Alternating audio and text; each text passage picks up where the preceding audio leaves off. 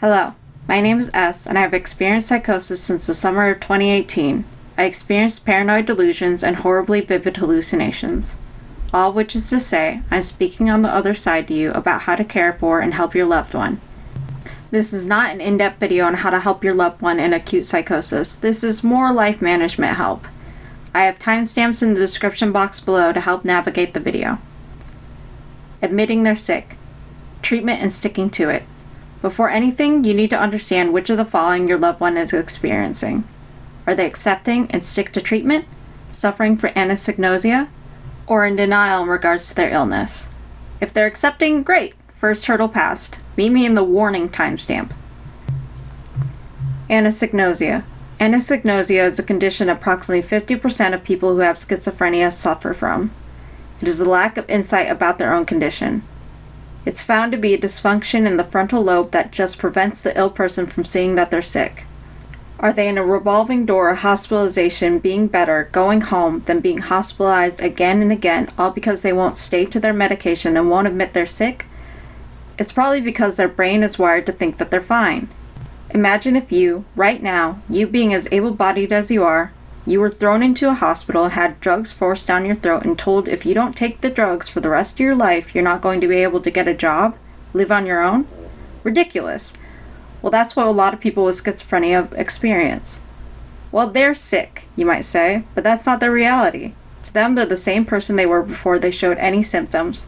They lack the insight on their illness. It's not denial, it's a physical dysfunction. It actually happens to stroke and head trauma victims too, which is where health professionals found it in the first place. Okay, so it's not denial. What do I do about it? Well, I linked a whole separate video on a doctor who developed the LEAP technique to help people just like your loved one, and I would invest in his book, I'm Not Sick, I Don't Need Help. Denial. If they're actually in denial or emotionally resistant to medication, as in they admit they're sick or something is wrong but won't keep to their medication because they don't want to be reliant on medication or are ashamed of their illness, there's no specific method to help them. Your loved one might be the stubborn loved one you always knew, but there are ways to try and help. First, again before anything, try the LEAP method. Even if they agree with you, you might have already made a space where they feel unsafe to share their true feelings and might just be agreeing with you that they're sick to please you or get you off their back. If they readily admit something is wrong on their own terms, but still keep going off their meds or refusing treatment, be patient and listen to their reasons for doing so. A common reason people are determined to go off medication is that they feel like they're weak for being on it. They feel like they should have a handle on their illness through willpower alone. Reevaluate and reexamine your own relationship with medication.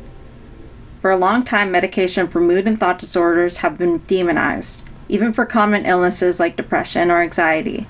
In the past, you may have been against medication and fed into their apprehension. It's mind over matter, and people with depression and those kind of illnesses are just weak and need to get out more. That kind of talk is very damaging to people with mental illness. If your loved one is ashamed of the fact that they need medication, reassure them that it's normal. If you have medication you need to take for another physical problem, maybe time it with theirs and take them together. Normalize it. You'll hear it all the time, but their medication is just like insulin for someone with diabetes. It's required for their health. If you're blessed to not need any medication yourself, apologize personally to them for your preconceived notions on medication. Talk about people you know who take medication every day. Like I said, normalize it, because it is normal. Pure stubbornness. If they're determined to go off their medication, work with your medical professional. Ultimately, it's their decision to stick with treatment or not. Ask their doctor if they can work with your loved one and see if it's possible to wean them off slowly. Your loved one should experience symptoms after a while and have to raise the dosage again. Don't engage in an I told you so attitude, but the next time they want to go off their medication, remind them of the consequences of their actions from last time. If they're insistent, attempt to repeat the process with help from their doctor until it sticks. It may be tedious, but if they don't feel confident that they need their medication, they will try to stop it. They might even try it cold turkey without your knowledge. If you know they're apprehensive to taking their medication, watch for sudden changes in mood and behavior. Another reason people might want to stop their meds is alcohol or substance abuse. If it's recommended by a doctor to not drink or smoke anymore, or drinking and smoking no longer have the desired effect because of the medication, you may experience resistance. They might not find it worth it and convince themselves they can handle it all on their own.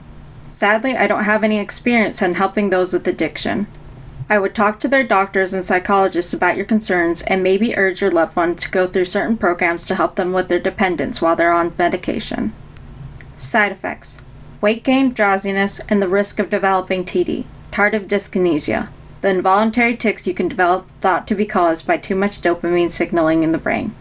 This can all deter your loved one from taking medication. Listen to your loved one about their concerns and work with their doctor about what medication is right for them. There are a myriad of medications out there now, and if they can't find a medication that works for them and has no side effects, there's ways to work with what you got. When I was on quetiapine or Seroquel, I had horrible sleepiness. It's best with that kind of medication to take early in the night. You get time to unwind your day and you can get out of bed easier in the morning. If there's unwanted weight gain, try to exercise and eat better with your loved one. Also, in newer medication, TD is very rare. Absent-mindedness. They might just forget. Memory is often affected with our illness, and it might just be hard to stick to it. Keep it routine. Ask them to take it at a consistent time of the day, while you eat breakfast together or when they brush their teeth. I also keep my medication in a pill box in the living room where my roommates can check up on me. Not everyone is comfortable with that openness, but I would get a pill box for their own private use anyway. If they still have a hard time with forgetting, then there are certain injectable medications you can get prescribed from their doctor. You can get them as little as once a month. Maybe make a day out of it.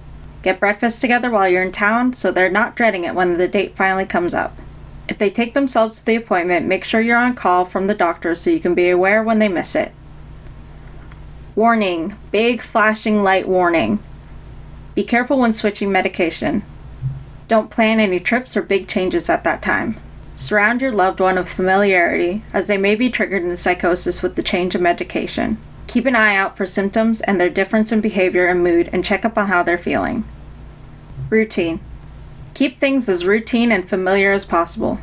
Change, good or bad, is very triggering. Sometimes it can feel like the world is crumbling around us and we lose all stability in our lives. If we need to move or go through a big change, be very supportive and get ready for them to go through psychosis. It's not a matter of if, it's a matter of when. Work with their medical professional and ask if it's possible to get sample packs of a slightly higher dosage or a prescription of a higher dosage for this transition time. Sleep should also be very routine. Try not to upset a sleep schedule as much as possible. If they lack sleep, psychosis can start to rear its ugly head. If you're aware of their lack of sleep, stay up with them. Make some chamomile tea. Try to distract them with a low-effort physical activity like art or writing down a list of things they want to do. Keep them in a well-lit room with little distraction and give them company. Make them feel safe. Even little things might trigger hallucinations. Wait till they're ready to turn off the lights and change the environment. I know when I was in a very small amount of sleep before medication, I was relying on my mother to put me back together. But even in a well-lit room, I was glancing down a dark hallway my bedroom door opened up to. I was too embarrassed to tell her, but I saw a shadow man walk out from the hallway and heard her time and time again that night as she was trying to calm me down. That being said, be aware of any triggers and remove them. Triggers. Get familiar with their triggers. Triggers have a negative connotation nowadays, but they're very real for us. There are things that can immediately trigger some symptoms and psychosis in us. For example, my triggers are somewhat common. Dimly lit rooms and the sound of running water can give me psychotic symptoms.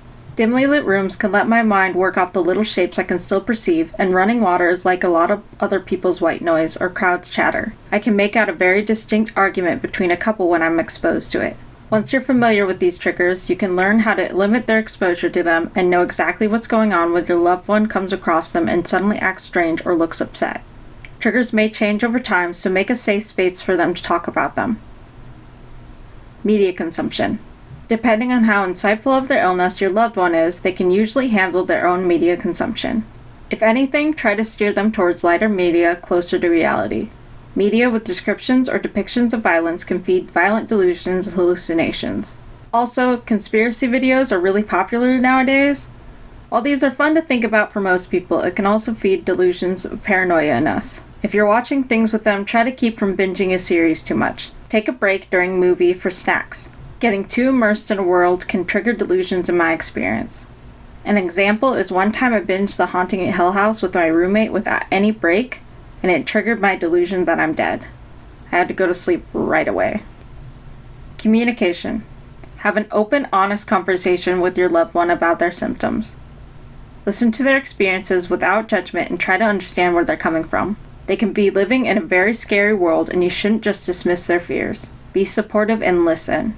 The safer they feel with you, the more likely they'll come to you if they're having delusions, hallucinations, or recognizing the early signs of psychosis.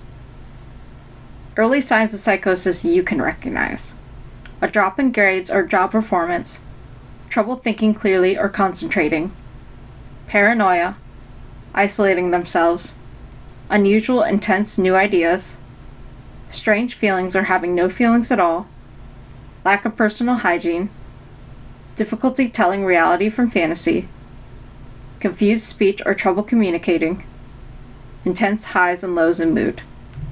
Also, don't hesitate to share your thoughts. Be real with your loved one about your concerns and try not to walk on eggshells around them. They're still your loved one. The more open you are, the safer they will feel to be more open with you. It's not your fault. Though schizophrenia is thought to occasionally be triggered by trauma, if you're on this video, you care. My parents and my family know more about this and know the guilt and trauma that family members experience themselves after watching their loved one go through this hard illness. But as someone who's going through it, I would like you to know, as much as I want to assure them, that it's not your fault. The information on recognizing early signs of this illness is not everywhere, even spread out less than depression and anxiety. Not only that, but people that experience psychosis often want to hide it, either out of shame or thinking that they can handle it on their own. I, for one, thought I could. All you can do now is be supportive for your loved one to the best of your abilities. On to something harder to talk about: the matter of involuntary hospitalization. This feels like a betrayal to myself and people like me for even bringing this up, because we all hate it, especially here in the States. But I can recognize that at times it is necessary. If you suspect your loved one is a danger to themselves or others, it's time to take them to the hospital, especially if it's under the recommendation of a professional. If you get a recommendation, trust that opinion, even if you think it's fine.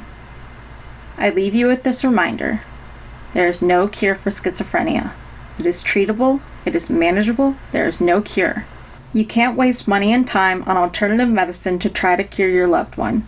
Your loved one is relying on you for your support and protection, and this only harms them. If you only wait until you're desperate to heed this warning seriously, you've lost precious time. With every bout of psychosis, it becomes harder to manage. Please listen to me when I tell you that they need professional help as soon as possible. The earlier you treat it, the better. God bless and much love. I hope any of this helps. And that was my video. Thank you for watching. I really do hope that any of this helps. This is unscripted part. I left some resources down below. I left a video that I made for people with schizophrenia, directed towards people with schizophrenia or experiencing psychosis, and their management tips. It's a lot like this video. It's a little more loosey-goosey because I obviously feel more comfortable talking to people like me. But yeah, I left some books that you might want to read. There's a couple books that are like autobiographies or biographies of people with schizophrenia. One is called A Center Cannot Hold. I really love that one. It's probably my favorite one. And then I have one called A Quiet Room that is probably more for family members that have to deal with it. I'm sorry I'm saying so much. I'm just so nervous.